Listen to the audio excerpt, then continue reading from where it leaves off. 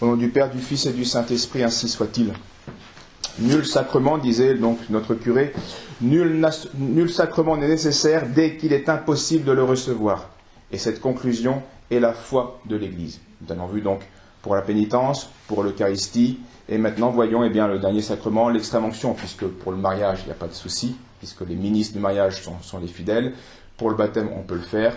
L'ordre, justement, c'est la persécution et l'absence de sacrement de l'ordre. C'était là donc l'objet de l'inquiétude des fidèles. Et puis pour la confirmation, ce n'était pas un sacrement qui est nécessaire au salut, même si c'est vrai qu'en temps de persécution, on le donnait particulièrement aux martyrs. Mais pour les restes, mais là encore, le Saint-Esprit peut suppléer à cette absence. Donc le sacrement de l'extrême-onction, c'est celui qui va concerner notre mort. Alors on se voit entrer dans l'agonie. On est donc sans Eucharistie possible, sans la victime pour nous nourrir, et sans l'extrême-onction, puisque c'est un sacrement qui peut être donné que par le prêtre, et donc sans l'assistance aussi des ministres du culte.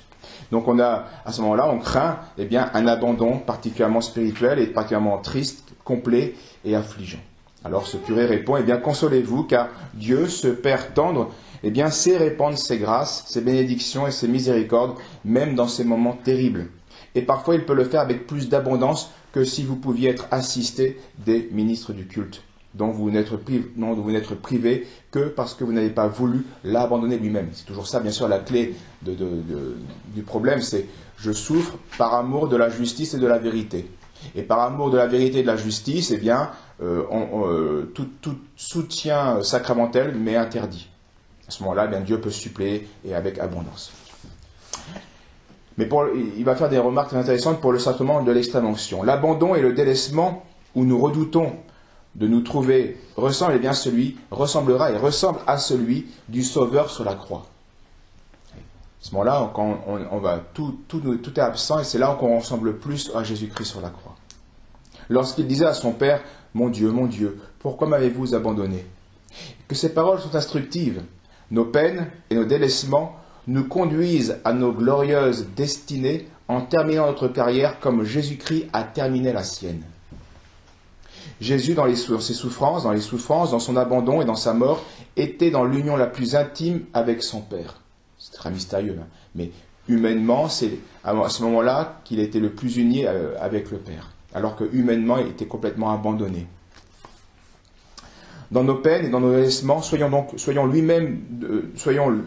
de même unis, et que notre dernier soupir soit comme le sien, que la volonté de Dieu s'accomplisse. C'est cette parole que Jésus-Christ dira 3 fois à l'agonie, avant d'assumer le combat de la croix, et puis c'est ce qu'il va accomplir sur la croix. Et dans la souffrance, le moyen de moins souffrir dans la souffrance, c'est d'accepter la souffrance, c'est de l'offrir. C'est-à-dire de l'offrir pour les mêmes motifs que Jésus-Christ a offert sur la croix. Je ne dis pas que c'est facile, je dis que c'est le moyen qui nous permettra de souffrir le plus facilement. Que votre volonté soit faite, que votre volonté s'accomplisse. Jésus-Christ fut crucifié par la main de ses ennemis. Il est traité comme un voleur et il meurt entre 2 larrons. Il faut comprendre, nous regardons Jésus-Christ de manière extérieure. Maintenant, si on nous plaçait dans Jésus-Christ, de manière intérieure, mettons-nous à la place de Jésus-Christ. Il est la sagesse incarnée, mais la sagesse éternelle et infinie. Et il meurt aux yeux de ses créatures entre 2 larrons comme un vulgaire brigand. Vous pouvez imaginons-nous. Il passe pour un insensé. Il est la sagesse. Il était la vérité et il passe pour un fourbe, un séducteur. C'était ça ce que disaient les médias de l'époque sur lui. Les pharisiens et les scribes ont triomphé de lui, en sa présence. C'est-à-dire que ses ennemis, là, sont en train de se gausser. Ils se moquent de lui. Et enfin, ils se sont rassasiés de son sang. Jésus-Christ est mort dans l'infamie du supplice le plus honteux et dans les douleurs les plus sensibles. Alors que le fidèle ne s'étonne pas donc de se trouver sans prêtre à sa dernière heure. Au jardin des Oliviers, au jardin de l'agonie, Jésus-Christ reproche à ses disciples, à ses apôtres, de dormir, mais non pas d'être sans consolation. Et la remarque là aussi très juste. Être sans consolation, c'est souffrir, mais ce n'est pas une faute. Ce n'est pas une faute. Par contre, être lâche et ne plus faire la volonté de Dieu, ça c'est la faute. Si nous montons au calvaire, nous devons porter nos regards sur Jésus. Fixez-le, contemplez-le, il est votre modèle. Je n'ai rien de plus, disait ce curé à ses paroissiens, à vous dire sur ce sujet. Après l'avoir contemplé, eh bien, craindrez-vous encore la privation des prières ou des cérémonies de l'Église que l'Église a établies pour honorer votre agonie ou votre mort ou votre sépulture? Et tout cela, il va donner un exemple de Saint Ignace, où les saints ne s'en moquaient pas, le mot serait excessif, mais seraient indifférents, que la volonté de Dieu s'accomplisse. Saint Ignace, le martyr, qui avait tant d'ardeur pour être dévoré par les bêtes, par les lions, il y a toute une épître sur cela, ne préférait-il pas avoir pour sépulcre les lions plutôt qu'un mausolée en pierre? Il disait aux chrétiens qui étaient martyrs, et les chrétiens s'affligeaient. Il disait, mais vous inquiétez pas de ce qui m'arrivera, moi je vais être mangé par les bêtes, et ça vous fera moins de soucis pour mes funérailles. Il leur dit ça dans la lettre. Vous n'aurez pas à m'en tirer, vous inquiétez pas, ce sera fini. Et c'est pas ça le problème. La résurrection, je retrouverai tout. Où est le problème? Les premiers chrétiens, quand livrés au bourreau, se sont-ils jamais mis en peine de leur agonie ou de leur sépulcre? Tous étaient sans inquiétude de ce qu'on ferait de leur corps. Oui, mes enfants, quand on se fie à Jésus-Christ pendant la vie, eh bien on se fie bien à lui aussi après sa mort. Voilà, mes enfants, ce que j'ai cru devoir vous dire. Je le crois suffisant pour répondre à vos demandes et à tranquilliser votre piété. Donc il a en effet prouvé que, eh bien, même en absence de prêtre, on pouvait continuer à se sanctifier et à se purifier. Craignez seulement que Dieu, eh bien, ne vous reproche votre peu de foi et de n'avoir pas pu veiller 1 heure avec lui. Je vous avouerai cependant que l'humanité peut s'affliger, mais en vous faisant cet aveu, je dirais que la foi doit se réjouir. Dans sa vie mortelle, notre Seigneur guérissait les corps, et actuellement, eh bien, il guérit les âmes, et il complète par là la tribulation, le petit nombre des élus. Car c'est vrai que ça restera un petit nombre par rapport à la masse qui se donnera. Quels que soient les desseins de Dieu sur nous, adorons la profondeur de ses jugements et mettons en lui toute notre confiance. Et c'est ça, la respiration chrétienne, la vie chrétienne, c'est cela. S'abandonner à Dieu, l'adorer et puis lui faire confiance. Saint François de Sales résumait tout cela en une phrase: ou guérir pour vous servir, ou souffrir pour vous obéir. Et on revient toujours, la volonté de Dieu soit faite. Et le curé va expliquer ça en un paragraphe. Tous les saints l'ont dit, parce avec leurs mots, mais c'est la même, il n'y a qu'une doctrine. Si Dieu veut nous délivrer, eh bien ce moment arrivera. Même si tout s'élève contre nous, amis, parents, étrangers. Et il y aurait plein d'histoires à montrer où, parfois dans la Révolution et persécutions, ceux qui ont voulu se sauver se sont fait attraper, puis ceux qui, apparemment, leur situation était désespérée, quelque chose d'incroyable, de fortuit arrive, et hop, ils y échappent. Ils sont passés sains et saufs de la Révolution ou de la guerre. L'univers est l'ouvrage de Dieu.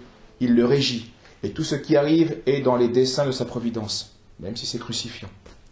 Et, autre solution, parce que ça, c'est pas, la libération n'est pas toujours la fin de l'histoire ici-bas, humaine. Et si Dieu veut notre sacrifice, eh bien, il nous donnera à ce moment-là la force et la gloire du martyr. Et dans la souffrance, il faut demander ou la guérison de la souffrance, ou la disparition de la souffrance, ou la force de supporter la souffrance, de l'offrir, de l'aimer. L'aimer sensiblement, ça, peu de saints l'ont eu, il ne faut pas rêver. Même Sainte Thérèse de l'Enfant Jésus dit que ce n'est qu'à la fin de sa vie qu'elle a pu aimer la souffrance. C'est-à-dire que tout le reste de sa vie, elle l'a supporté comme nous. Pas à contre-cœur, mais à contre-sensibilité. Parce que la souffrance reste la souffrance. Ne nous étonnez donc pas du grand nombre de ceux qui quittent le dessein de Dieu. La vérité triomphe, quelque petit que soit le nombre de ceux qui l'aiment et qui lui restent attachés. Ça aussi, c'est une souffrance d'être dans le petit nombre, surtout dans une époque de ténèbres. Mais il faut suivre le Christ. Et peu importe le petit nombre qui suit la vérité reste lumineuse et la vérité reste consolante. Pour moi, je ne forme qu'un vœu, dit le curé. Comme enfant de l'Église, eh bien, je souhaite la paix de l'Église, donc la fin de la persécution. Mais comme soldat de Jésus-Christ, je souhaite de mourir sous ses étendards. Vous voyez, dans la vie chrétienne, toujours on doit s'adapter à ces deux situations. Bien sûr qu'il faut prier pour la fin de la persécution, fin des ténèbres, mais Mais il faut aussi prier pour que si ça continue, eh bien qu'on reste combatif. Les deux. Ou souffrir pour vous obéir, ou guérir pour vous servir. Si vous avez les ouvrages, c'est un dernier conseil qu'il donne, et je vais essayer de le suivre, car c'est vrai que je connais assez peu ce saint. Si vous les trouvez, ils ne sont pas faciles à trouver. Il leur donne ce conseil. Si vous avez les ouvrages dans votre bibliothèque de Saint Cyprien, donc de Carthage, l'évêque martyr, lisez-les, mes chers enfants. C'est surtout au 1er siècle de l'Église qu'il faut remonter pour trouver des exemples dignes de nous servir de modèle. C'est dans les livres des saints et dans ceux des premiers défenseurs de la foi qu'il faut se former une idée précise de l'objet du martyr et de la confession du nom de Jésus-Christ.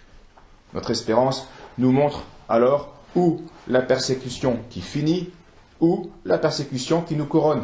De nouveau, la même alternative. Ou bien la persécution va finir, et tant mieux pour la liberté de l'Église, ou bien elle va nous couronner du martyr. Dans les deux cas, nous sommes gagnants. Dans l'alternative de l'une et de l'autre, je vois l'accomplissement de notre destinée. Parce que notre destinée n'est pas de rester sur terre indéfiniment, même dans la paix. C'est pas ça.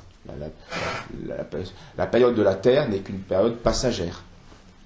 Donc que la volonté de Dieu soit faite, puisque de quelque manière qu'il nous délivre, ses miséricordes éternelles se répandent sur nous. Je finis, mes chers enfants, en vous embrassant et en priant Dieu pour vous. Priez-le pour moi et recevez ma bénédiction paternelle comme le gage de ma tendresse envers vous, de ma foi et de ma résignation sincère à n'avoir pas d'autre volonté que celle de Dieu. Au nom du Père, du Fils et du Saint-Esprit. Ainsi soit-il.